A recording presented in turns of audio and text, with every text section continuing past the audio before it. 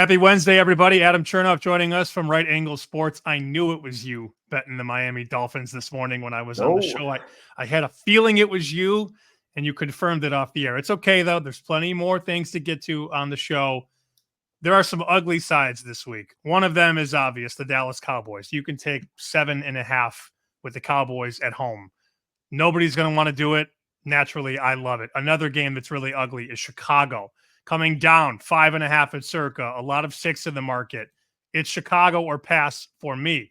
I know you might not like either of those games, but just fundamentally with these ugly sides and ugly totals, it's not easy for everybody to get to them. How long did it take you to be able to stomach those sides or totals and know to trust your numbers? Oh, like time wise, from like starting betting till like, are we trying to pin that time frame down, or how do you want me to Let's do attack it. that? Yeah, how long did it take you to be able to stomach these ugly sides and ugly totals? I don't think I have, and I think our text message. I know it wasn't a dog, but our text messages at the end of last week with the Titans was evidence. Like, you can't stomach it.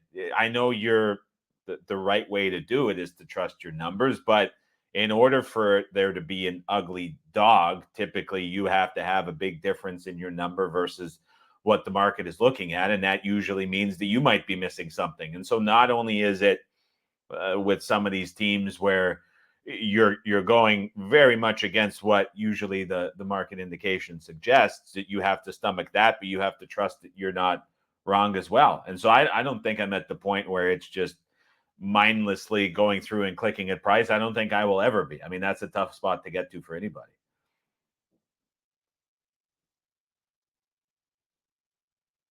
It's so tough that we now have you on mute based on what we're hearing now. So that's how tough it has become. I Yeah, did I'm mute telling you, like, myself. there's nothing easy about it when it comes to betting on the NFL. I said Cowboys, and the Sharps heard It me, just and they cut it cut my off. mic. They That cut the happened with mic. me and the Jets once too. So we've got Detroit at Houston here, 283, 284, odds logic screen on the board. I have the computer back, but I still don't know how to unmute myself. I It's wrote hard.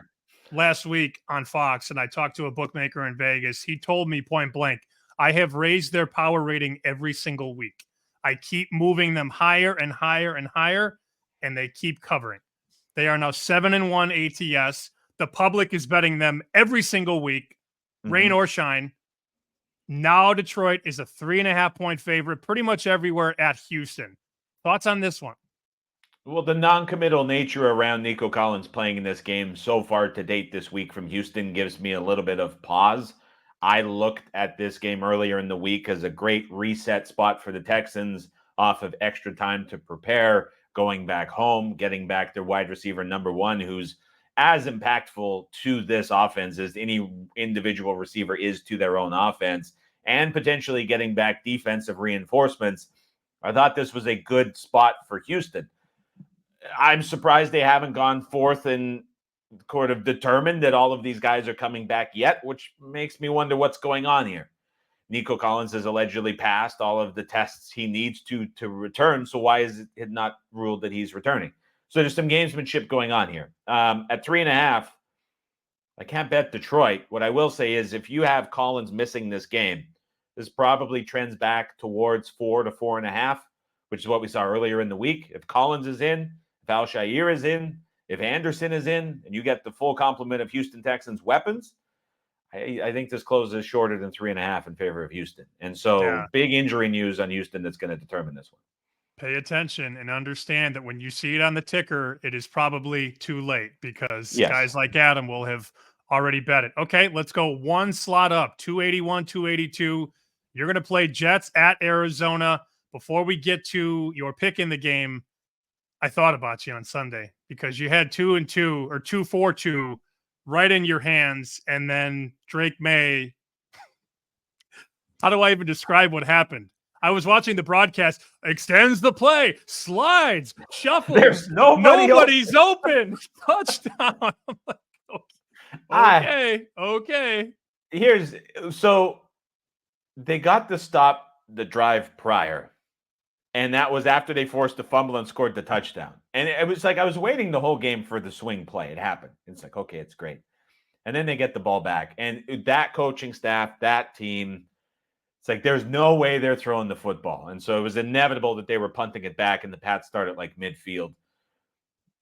It was one of those like slow drips that you see coming. And then of course they fumbled the snap with the backup center in overtime inside the 10-yard line, and that forces the field goal and the push. And just it's like the Jameis Winston quote, "Where's the pain, Jameis? The pain is everywhere." I mean, the whole thing was painful. So that was just tough. At least we go 1-0-1 and we're back in the positive.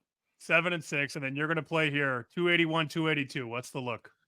Yeah, hopefully 8-6 here. Jets pick them on the road at Arizona. I like the way that the Jets offense is trending. It's like everything now with Lazard hurt, but Williams gone. It's like Wilson, Adams, Hall, as it should be, with a little more motion, a little more tempo pre-snap.